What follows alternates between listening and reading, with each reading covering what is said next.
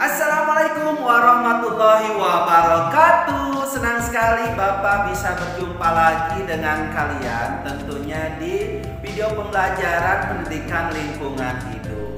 Oke anak-anakku sekalian, sebelum kita mulai kegiatan pembelajaran ini, seperti biasa kita berdoa terlebih dahulu ya. Bismillahirrahmanirrahim. Rabbi zidni ilman warzuqni fahman wa aqimi sholihin. Amin ya Allah ya rabbal alamin. Adapun tujuan pembelajaran kali ini adalah sebagai berikut ini.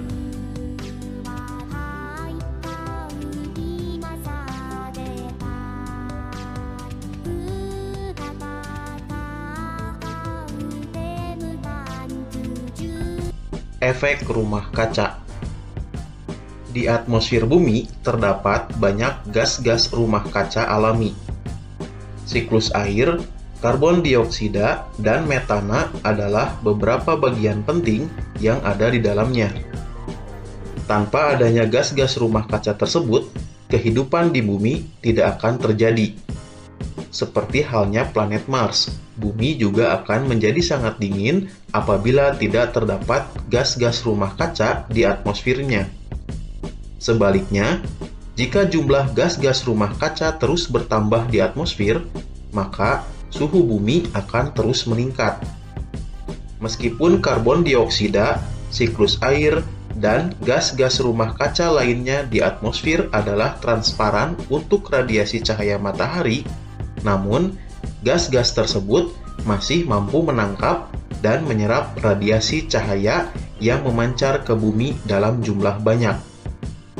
Radiasi yang terserap sebagian juga akan direfleksikan kembali oleh bumi. Pada keadaan normal, jumlah radiasi panas yang diserap dengan yang direfleksikan kembali sama.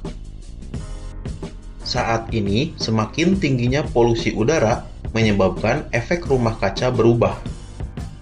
Efek rumah kaca adalah proses pemanasan alami yang terjadi ketika gas-gas rumah kaca di atmosfer bumi memerangkap radiasi panas dari bumi. Prosesnya yaitu, ketika radiasi sinar matahari mengenai permukaan bumi, maka akan menyebabkan bumi menjadi panas. Radiasi panas bumi akan dipancarkan lagi ke atmosfer. Panas yang kembali dipantulkan oleh bumi terhalang oleh polutan udara sehingga terperangkap dan dipantulkan kembali ke bumi. Proses ini akan menahan beberapa panas yang terperangkap, kemudian menyebabkan suhu bumi meningkat. Akibatnya, bumi tetap menjadi hangat dan suhunya semakin meningkat. Gas rumah kaca tersebut membiarkan cahaya matahari masuk ke dalam bumi, akan tetapi gas tersebut memantulkannya kembali ke permukaan bumi. Dengan demikian, kondisi di bumi tetap hangat, seperti halnya rumah yang dinding-dindingnya terbuat dari kaca. Para ilmuwan telah mempelajari efek rumah kaca sejak tahun 1824. Joseph Fourier menyatakan bahwa bumi akan jauh lebih dingin jika tidak memiliki atmosfer. Adanya gas-gas rumah kaca inilah yang membuat iklim bumi layak huni. Tanpa adanya efek rumah kaca, permukaan bumi akan berubah sekitar 60 derajat Fahrenheit atau 15,6 derajat Celcius lebih dingin. Pengertian pemanasan global. Berbagai aktivitas manusia seperti penggunaan bahan bakar fosil, penebangan dan pembakaran hutan untuk pengalihfungsian menjadi lahan pertanian, pemukiman, dan industri akan menyumbangkan karbon dioksida ke atmosfer dalam jumlah yang banyak. Lebih dari beberapa periode, karbon dioksida di atmosfer meningkat sekitar 20%. Meningkatnya konsentrasi gas-gas rumah kaca seperti karbon dioksida akan mempengaruhi kadar panas di bumi. Banyak dari radiasi matahari yang menyinari permukaan bumi kemudian direfleksikan kembali ke angkasa. Lebih dari 100 tahun yang lalu, temperatur rata-rata suhu di permukaan bumi meningkat sekitar 0,6 derajat Celcius. Peningkatan temperatur inilah yang disebut dengan pemanasan global. Pemanasan global adalah istilah yang digunakan untuk menggambarkan peningkatan suhu rata-rata atmosfer bumi dan lautan secara bertahap, serta sebuah perubahan yang diyakini secara permanen mengubah iklim bumi. Penyebab pemanasan global. Beberapa faktor yang menyebabkan terjadinya pemanasan global diantaranya adalah sebagai berikut. Yang pertama, emisi karbon dioksida yang berasal dari pembakaran bahan bakar fosil sebagai pembangkit tenaga listrik. Yang kedua, emisi karbon dioksida yang berasal dari pembakaran gasolin sebagai bahan bakar alat transportasi.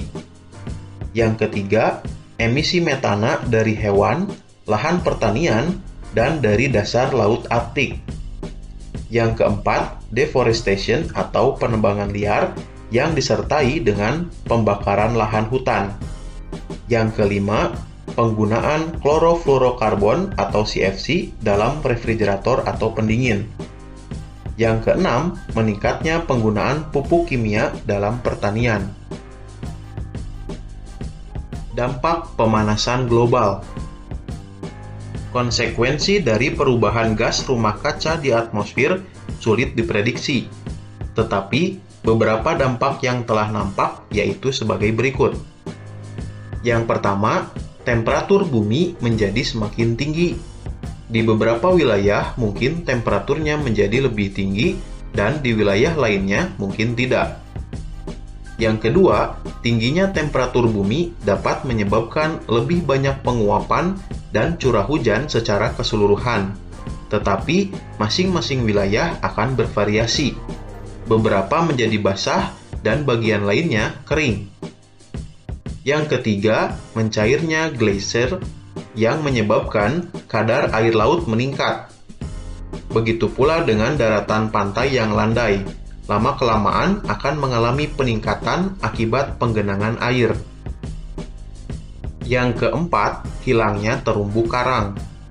Sebuah laporan tentang terumbu karang yang dinyatakan bahwa dalam kondisi terburuk, populasi karang akan hilang pada tahun 2100 karena meningkatnya suhu dan pengasaman laut.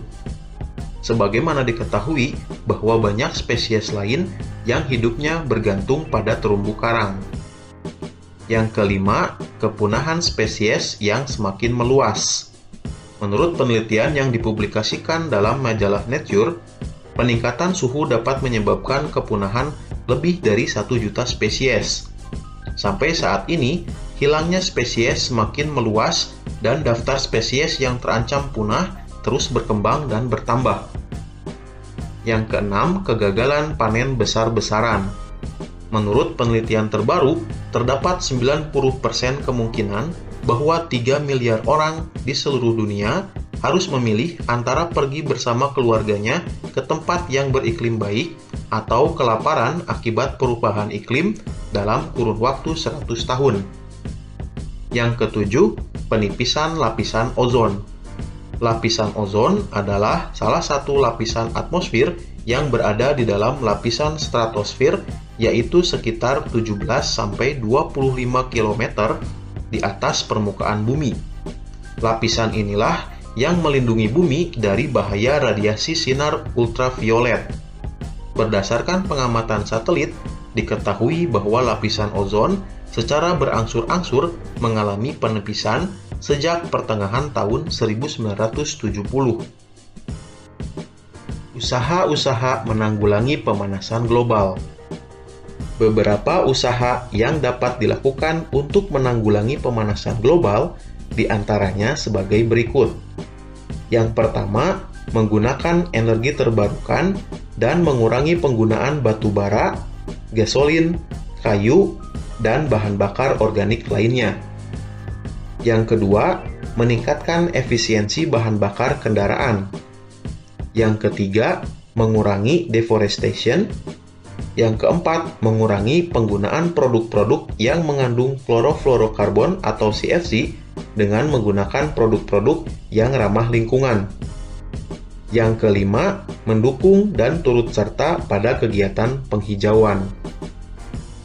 Penelitian dari Louisiana Tech University menemukan bahwa Setiap pepohonan hijau dapat menangkap karbon yang cukup untuk mengimbangi emisi yang dihasilkan dari gas buang pengendara mobil selama setahun. Oke anak-anakku sekalian, itu saja video pembelajaran kali ini. Terima kasih atas perhatiannya. I think that's all. Thank you for attention. Wassalamualaikum warahmatullahi wabarakatuh.